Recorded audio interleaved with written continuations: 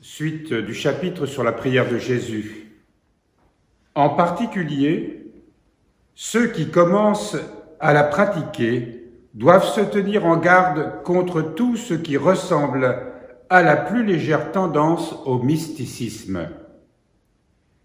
La prière de Jésus est une activité, un effort pratique et un moyen qui vous donne la possibilité d'accueillir et d'employer cette force qui s'appelle la grâce de Dieu, laquelle est toujours présente, bien que cachée dans les baptisés, afin qu'elle porte du fruit.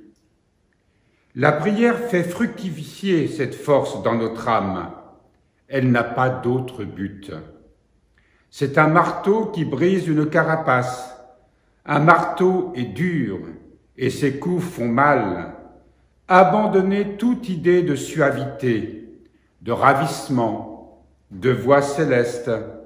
Il n'y a qu'un chemin qui mène au royaume de Dieu, et c'est la voie de la croix. N'attendez rien d'autre. Arrêtons-nous un instant sur ce que nous venons de lire. Ça paraît aride comme description de la prière. D'ailleurs, ce qui va suivre va, puisqu'on parle de marteau, enfoncer le clou, comme on dit. Pratiquer la prière de Jésus, c'est déjà être dans une certaine posture, assis, comme on le fait ici, sur un petit banc, mais ça peut évidemment se pratiquer dans n'importe quelle circonstance, mais le fait d'être sur un petit banc implique une attitude de vigilance, d'éveil, d'attention, mais en même temps sans raideur, paisiblement.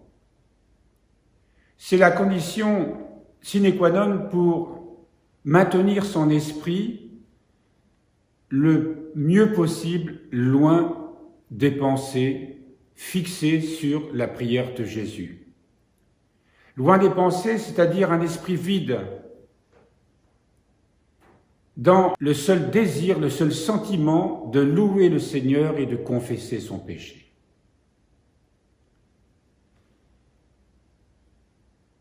Il est dit ici quelque chose de très simple, c'est que c'est dans cette attitude-là que nous pouvons recevoir la grâce, qui est totalement présent en nous, comme Dieu est totalement présent en nous. Et puis, nous oublions souvent que nous ne sommes pas seuls dans la prière. Le Seigneur prie avec nous. L'Esprit Saint prie en nous pour que notre prière monte vers le Père. Et le fait de savoir que le Seigneur prie avec nous, que Jésus prie avec nous, offrant toutes nos peines à Dieu le Père, doit être pour nous une force, une grande consolation dans les moments difficiles, dans les moments de désert. Parce que c'est bien de cela dont il s'agit, c'est que nous acceptons de marcher dans un désert où tout ce qui anime notre vie, à ce moment-là, disparaît parce que nous voulons nous en affranchir.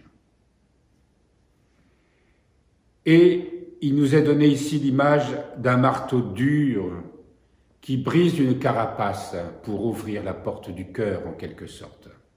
La prière de Jésus est une prière répétée, humble, mais c'est une prière qui, à l'image du désert, est difficile à pratiquer quand on la pratique avec sérieux et continuellement. Je continue la lecture de ce passage ce matin, en répétant la dernière phrase de ce que j'ai lu. « Il n'y a qu'un chemin qui mène au royaume de Dieu, et c'est la voie de la croix. N'attendez rien d'autre. » Vous avez crucifié votre corps en le clouant étroitement à un genre de vie simple et uniforme, en vous imposant une stricte discipline.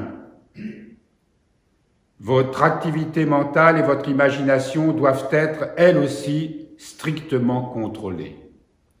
On ne peut pas pratiquer la prière de Jésus sans une vie aussi qui soit une vie le plus possiblement dégagée de tout ce qui encombre. Une vie simple. Une vie, là il dit une vie simple et uniforme. Comme nous le disons souvent, il n'est pas interdit de s'intéresser, de lire, de se cultiver. Mais toutes nos activités doivent tendre vers cette expérience de la rencontre avec le Seigneur.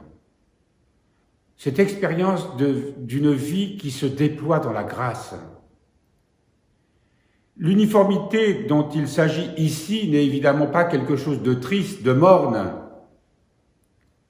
mais d'une vie qui, dans toutes ses activités, se rassemble, s'enrichit, pour que cette prière que nous pratiquons, qui n'est pas seulement une prière que l'on pratique à la fin des offices, ou un petit peu chez soi le matin, c'est l'œuvre d'une vie.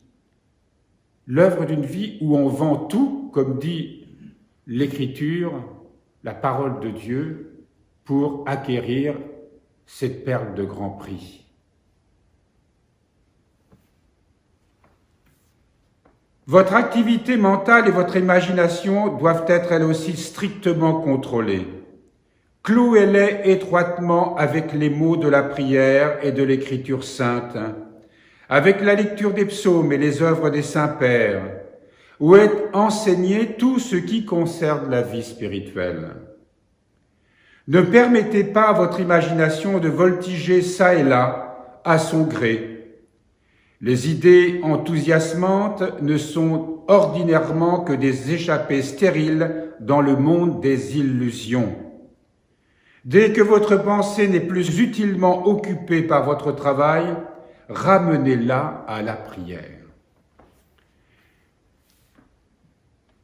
Samedi, lorsque nous avons vu ce film, qui par sa nature suscite beaucoup d'activités mentales, d'émotions, et nous sommes dans une sorte, nous risquons d'être alors à ce moment-là dans une sorte d'effervescence. À ce moment-là, sans y prendre garde, nous sommes en train d'annihiler tout un travail d'intériorité. Il faut que nous soyons capables de, lorsque nous nous mettons à l'écoute du monde, de tout ce qui le traverse, de tout ce qui peut nous affecter aussi,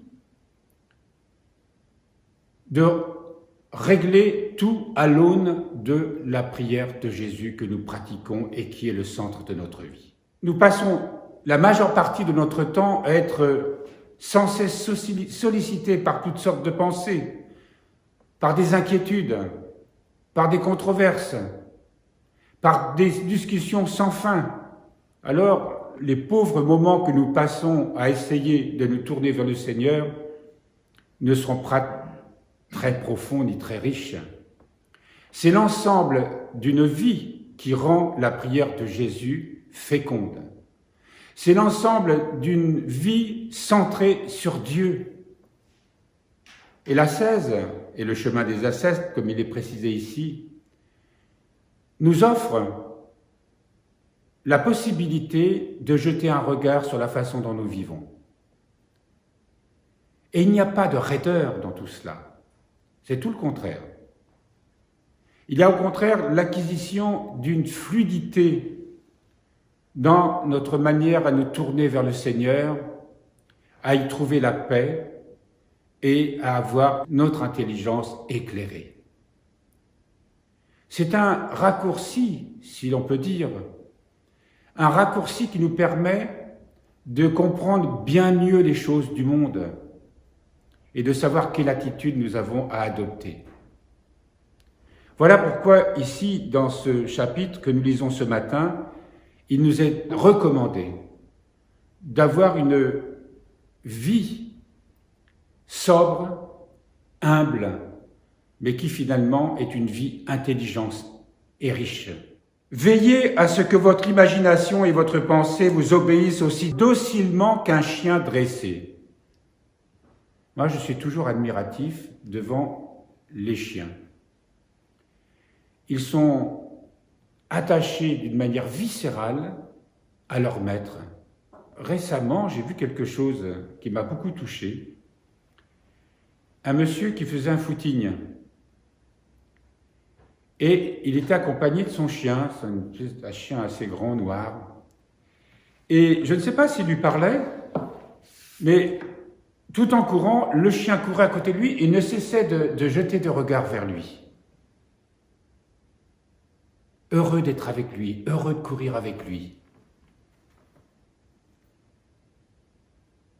Il y a une fidélité chez cet animal absolument admirable. Les chiens sont fascinants de fidélité, d'amour qu'ils ont à l'égard de leur maître. Et notre imagination, notre mental, comme on dit parfois, doit, notre pensée, être aussi docile qu'un chien bien dressé. Tourné vers le cœur, comme ce regard du chien sans cesse tourné vers son maître. Parce que notre maître, c'est le cœur. Ce n'est pas la divagation de notre pensée, de nos pensées. Vous ne lui permettez pas de gambader autour de vous en jappant, de fouiller dans les poubelles et de se rouler dans le ruisseau. J'aime bien cette image, en parlant de nos pensées, de fouiller dans les poubelles. C'est une expression qui a une certaine réalité. D'ailleurs, on aime bien fouiller dans la poubelle des autres. Et de se rouler dans le ruisseau. De même, vous devez toujours être en mesure de rappeler vers vous vos pensées et votre imagination. Et vous devez le faire d'innombrables fois à chaque instant. Si vous ne le faites pas, dit saint Antoine, vous ressemblerez à un cheval qui monte sans répit des cavaliers successifs et qui finalement s'écroule, épuisé et couvert d'écume. On se découragera si nous n'observons pas ces conseils.